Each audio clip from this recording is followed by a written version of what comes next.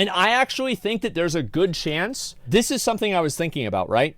Is like, what is the macro level of pay to win? What is the level in which like a console or something like that can implement universal pay to win aspects inside of the way that video games work, and then force developers to create games that that are confined around that. Like, I just actually thought about this idea whenever I was watching his video. So give me a couple of days to think about it, and I'll give you guys some examples. Yeah, I'm talking about like, massive scale things. Here we go. This week, we're seeing the launch of Diablo Immortal, a built-for-mobile spin-off recreation of Diablo 3. It's an entirely different game, of that we're sure, though the unmistakable DNA of Blizzard's 2011 hack-and-slash ARPG is still there. We've got most of the same classes, with the same appearances, and many of the same abilities, running on an engine that makes the game look more or less exactly like that of its predecessor. But like with Diablo a 3. whole bunch of new stuff, a new world, new features, new mechanics, and new systems. Amazing. Repackaged, reimagined, and with way more microtransactions than ever before. Although, let's not forget, they tried. Diablo 3 launched with a real money auction house that let players buy and sell in-game items for gold or real cash. This feature was met with such backlash from the community that they removed it completely from the game shortly after launch. While I actually don't think that's true. I think the reason why it was removed was because it acted as an alternative marketplace and it wasn't sanctioned by the FTC. I think that it actually had nothing to do with the, it was the government that made them not do it. Because the truth is that if you knew anything about Diablo 3, that's not what happened. Nobody gave a shit about the real money auction house after like 6 months into the game. People just got used to it. Nobody cared. And then all of the really, really good items wouldn't go on the Diablo 3 auction house. They would go on, they would go on D2 JSP. And those were the items that were like $300, $500, $1,000, $5,000. And that's whenever people would really buy the big cash items. How do you know? Because I played the game a lot, and I also wanted to bot in Diablo and then sell the gold. That was part of the reason why I wanted to make my own website, is to sell the gold through Diablo 3, and then I would have people put in their information, and then I would fish their details, assuming that they would use the same information as their BattleNet, and then I would steal more of their gold and then sell it back to them. And so that's what I had wanted to do, and because I had a friend of mine that did this, and he did another website, but he went to jail. So I was like, well, I'm not going to do what he did, so I'll try something a little bit different. And anyway, also, like, all the items, like, they weren't really that bad. It only went up to $250.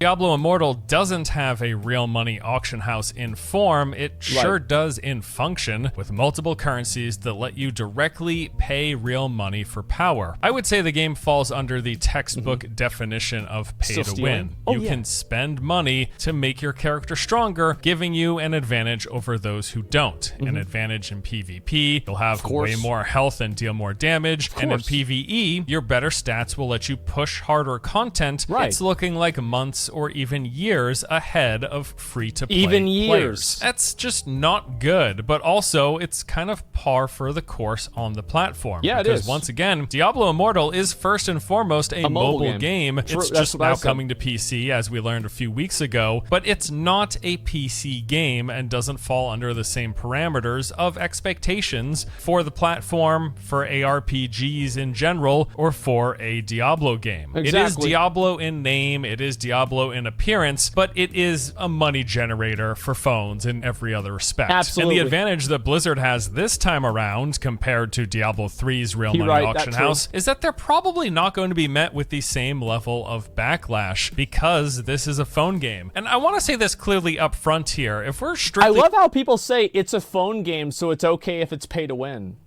Like, and like, again, I want to make this very clear.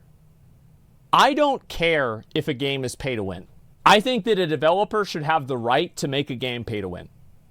I think that they should have the right to be able to do that. I don't think they should be able to have loot boxes. That's the difference. I think that loot boxes are the problem. talking about the game, the gameplay, the features, the things to do. Diablo Immortal looks and plays great for a phone game. I've said it before, and I'll say it again. This is most certainly going to be one of the better, if not the best, ARPGs on the mobile market. All hands-on early impressions indicate this, and I've played it myself, and I thought it was pretty good, even as someone who never plays phone games. And if this just stayed as a phone game, doing phone game things, fine, like whatever. I dislike games on mobile, how they're monetized and the type of methods they employ. Like, I just don't play games on my phone because it's weird to play a game on my phone because it's really small. Like, I actually don't mind mobile games at all. I don't have a problem with them. I just don't like playing games on my phone. It's annoying. Fully so, been called out as predatory, but that ship has sailed in a lot of ways. The mobile market is self-sustaining and growing, and it makes boatloads of money, and it's highly unlikely that it's ever going to go away. Of course. But because Diablo Immortal is now launching on PC as well, fans of the franchise or of the ARPG genre are most likely going to hear about it and want to check it out. I felt like I had to make this video going over just how absurdly pay-to-win the game is in its current iteration. Here we go. Let's see it. Things can change, of course. This is fluid. Maybe some exact details or numbers or percentages shift here or there. Let's see how much we can spend and the systems and how they're trying to get you to spend money that's currently in place. Let's just say that Diablo Immortal isn't straying far from the well-established path of maximum monetization that mobile games employ. So there have already been a handful of really great videos put out over the past several months detailing a lot of this stuff. Yeah, we saw coming from people who have played the game and have firsthand experience with the monetization. I will link those below, and I definitely suggest checking out the originals, but also I'll recap some of the more important stuff right here, right now. So there's a lot of basic, pretty much expected microtransactions in the game. There are two different types of currencies that you can purchase with real money, and you'll use these and spend them on a variety of things, like cosmetics for your character or materials that are used in we gotta buy a lot of these. There's also a seasonal battle pass system with a free as well as a paid track. Actually, two paid tracks. There's the Empowered Battle Pass, but for a little more money, you could get the Collector's Empowered Battle Pass. You can also buy services like the Boon. The thing is, guys, I mean, if you're already buying the Battle Pass, aren't you stupid for not buying the Collector's Battle Pass? Like, in a way, you're losing money by not buying the Collector's Battle Pass. Yeah, because you like collecting things, of course. Isn't that language that's just designed intentionally to take advantage of people with OCD? Farming out the disabled people, man. Oh my God. We're scraping the bottom of the barrel. Of plenty that gives you 30 days of bonus rewards like login rewards, inventory expansion, remote market access, and increased market trade slots. Also, and this one really gets me, after completing a dungeon run, they give you the option to spend $1 to gain plus 570% bonus extra value from your dungeon rewards. This is just ridiculous. And all of this is really just scratching the surface of how bad the pay to win is in this game, especially for people who will play long term. So early on, there was this argument that Diablo Immortal wasn't actually going to be pay to win due to the fact that the offensive and defensive rating that you get from gear in the game are both capped at 10%. And since the most— Who thought that? Who thought that? Who was it that was like, oh no, God, not gonna be pay to win? Oh no, it's not. Anyone could get was that 10% increase to damage or defense through these stats. It was something that non-paying players could technically catch up to without too much grinding. Like, it was a reasonable threshold to hit as a free player. However, the issue lies in the fact that your power comes from more than just your offense and your defense rating. For one, there is the legendary gems. These will be slotted into your gear and reportedly can give up to a 50% additional increase to your life and damage per piece. That so with is 6 gear slots, that means that these gems will grant 300% more life and damage to players who have them maxed out. See, what we're gonna do is we're gonna start buying legendary gems so I can try to get a 5-star. Maybe try to drop $1,000, drop a rack, and see if I get a 5-star, boys. Oh man, any 5-star gem users? Holy shit. This applies to your character across all content types in PvP and in PvE. Sounds like a good system. Legendary gems, let's do it. I want that increase. So how do you get legendary gems? Well, you get them in Elder Rifts. This is a system similar to Greater Rifts in Diablo 3. It's procedural content that has you fighting through hordes of enemies and clearing a boss for loot. The base percent chance of getting a legendary gem running an Elder Rift normally is infinitesimally small. It is just not going to happen 99.99% of the time. You will not get a legend. Excuse me, video maker guy, it's only 99.95 because there's a 0.05% chance of it happening. I have an error in the video.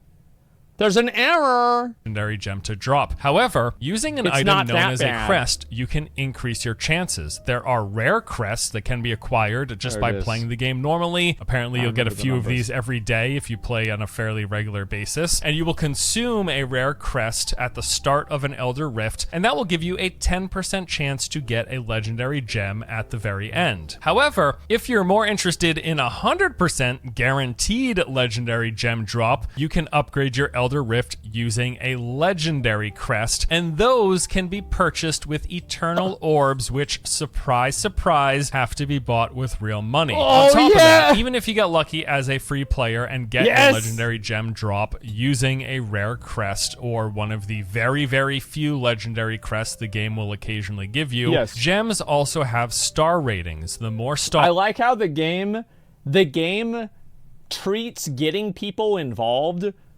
like getting people into the road of spending money, the same way a dealer for drugs gets somebody addicted to the drug. At first, they give it to them for free, and then they start charging for it. It's just amazing. So shameless. The stronger they are. And those free gems that you get from rare crests are capped at 2 stars. Getting a 5-star gem, which is the highest and strongest, really isn't going to happen as a free-to-play player. The chances are just way too small. Without spending money, you are not going to have access to the best gems on a reliable basis. But lucky for you, those eternal orbs used to purchase legendary crests to upgrade your rift and get a 100% gem chance drop are in unlimited supply in the game's cash shop. For about $100, you will get 45 legendary crests, so 45 guaranteed legendary gem drops. But even though you are certain to get a legendary gem, remember that there is still the star rating system that you'll be rolling the dice on. And you are hunting for those 5-star gems. That is the top, that is the strongest, the most stat-enhancing item. Lucky for you, again, the game has a pity system. If after 49 legendary crest-enhanced Elder Rift runs, you still have not gotten a 5-star gem, you are guaranteed on run number 50 to get one. But remember, that $100 that you spent could only give you 45 crest. What a shame. So it's going to be another $100 to get past that 50 crest threshold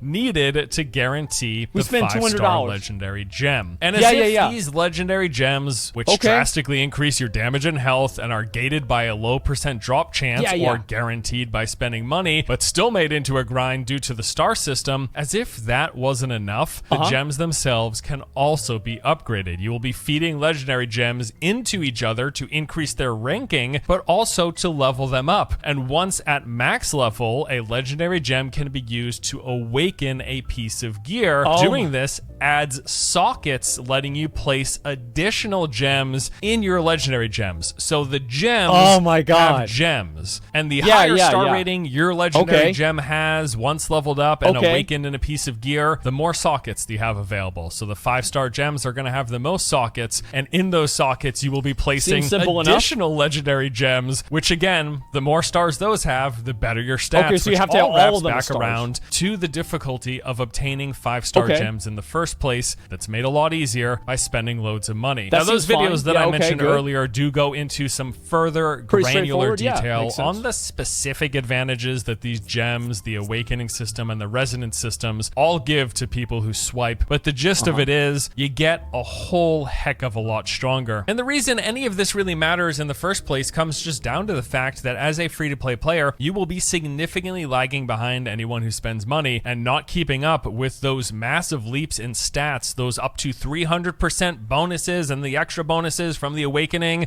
This also plays into you getting bonuses and cooldown reduction and increased damage to various skills. You're just going to be behind, and not keeping up with that means you're going to be outgeared and crushed in competitive PvP. It means that's because you're a loser who doesn't spend money on the game, just like in real life. You're a loser in real life, you're a loser in the game. That's the thing is, people have always wanted video games to be more realistic. People talked about the graphics, the design, the way characters played, but they didn't talk about the economy. Yeah, that's the difference. See, like they are making games more realistic. Be careful what you wish for.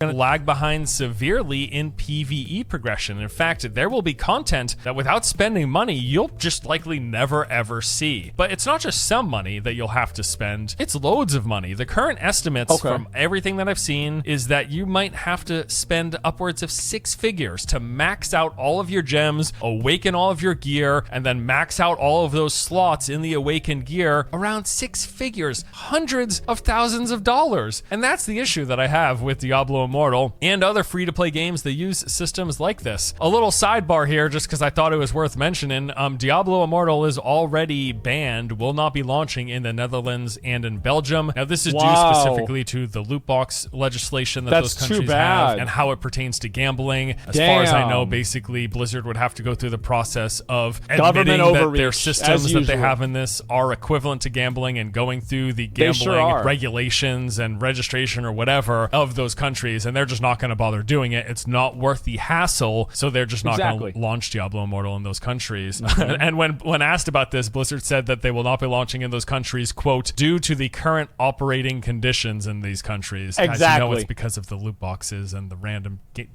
whatever. Anyways, to me, the biggest shame in all of this is that Blizzard could have gone in another direction here. They didn't have to heavily monetize player power, given those who spend a ton of cash. But if they don't, then they don't make as much money.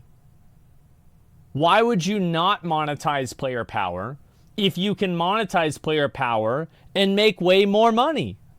Are you dumb? Advantage over those who don't, because by all accounts, again, they have a good game on their hands, and this could have been a fantastic opportunity for mobile gamers to be exposed to a good game that wasn't loaded with ways to spend hundreds of thousands of dollars. And I think the worst part about how these games are monetized also is that they tend to prey on the most dedicated fans, the players who enjoy the game. They prey on people that are fucking mentally disabled, people that are fucked up.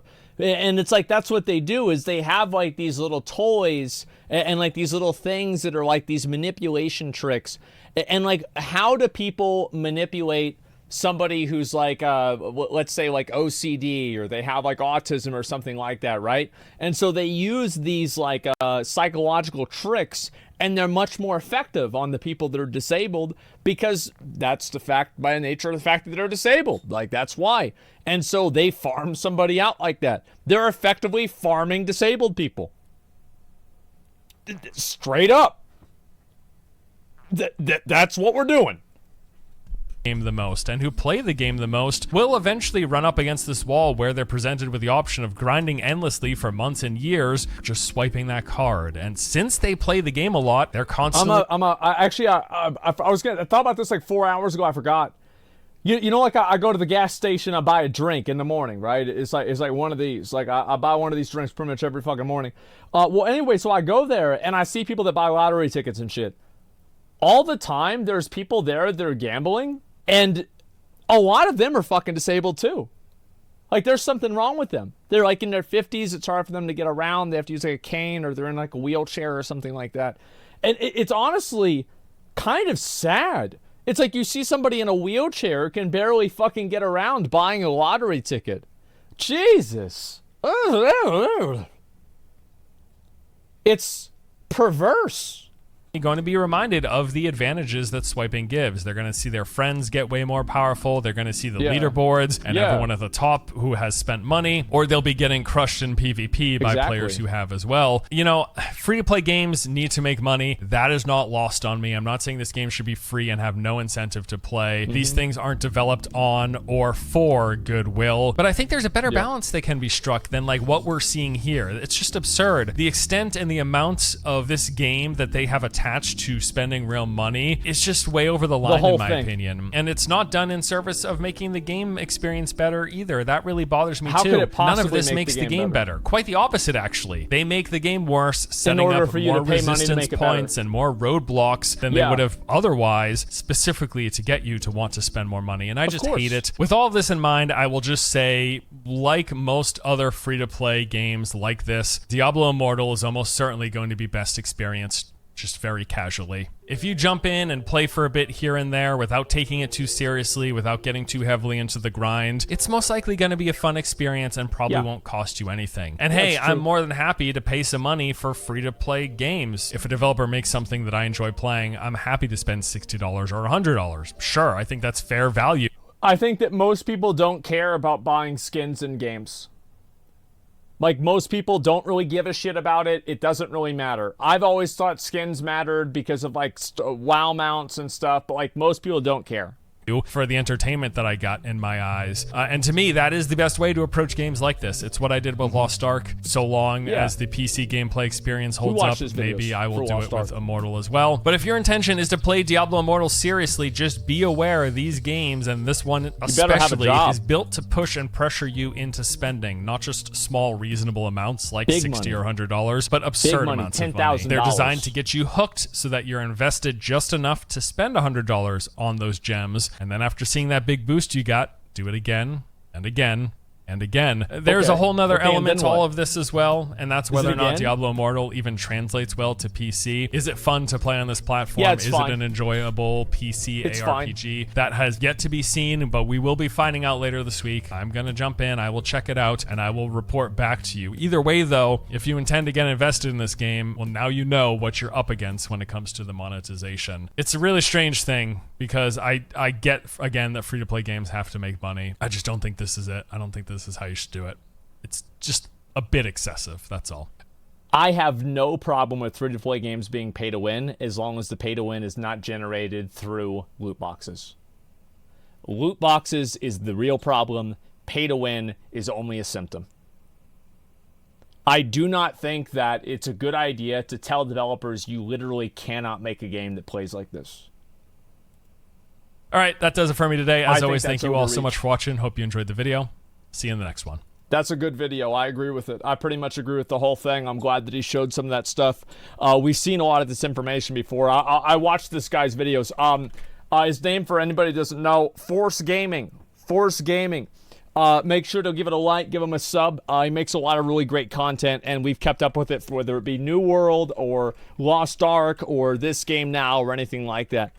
Not Force Sin, Force Gaming. Let's see here. Tax and regulate them like casinos, they'll stop existing. Why are you okay with pay to win without loot boxes, but you're so much against store mounts? Because pay to win in a free-to-play game. So, like, for example, I don't like store mounts being in the game. I don't like games being pay to win.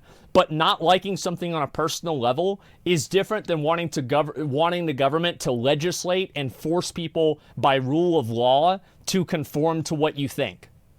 So, I would never support a law that said that store mounts should be illegal. Does that make sense? Like, I don't think that's, I don't agree with that. Even though I personally hate them. It's something that you should not do. I want to look at, just for a second here, we're going to look and take a little gander here at the old Diablo Immortal subreddit. Let's see what they have to say, and then we're going to start the game. I've been fucking around too much. So let's go back over here, and we're going to look and see what they're saying. Why is no one talking about how we got a freaking Diablo MMO? I'm having a blast. This is awesome. Who else is having fun? I'm having fun. Like, who's having fun? Predator Microcheckers call that for a reason. It's a sad state of affairs. Blizzard could design a worse game and get a fraction of the players addicted to gambling in order to use money. Yes! Is anybody else heckin' loving it? Yes! What's this over here? And a lot of people acting like this is a new thing. It's not new at all. Just get used to it, stupid. Mobile games are pay to win. Yeah, exactly. Imagine if Copium defending monetization model of this game is insane, but it's fun, bro. Yes. Oh my God, whether it should or shouldn't, we're not changing that. The fact is that even with them, they're not required to have fun. The sad thing is these predatory tactics are so normal now that people are arguing that it's fine. That's right. That's fucking right.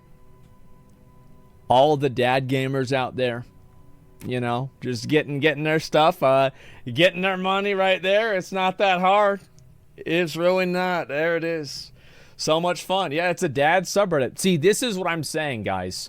Is that a lot of you guys, what's this here? We're looking for Drama 3 very active, mature individuals to join us in this long jury. We require monthly battle pass and boon of plenty. So in order to join this clan, you are now peer pressured into spending real money.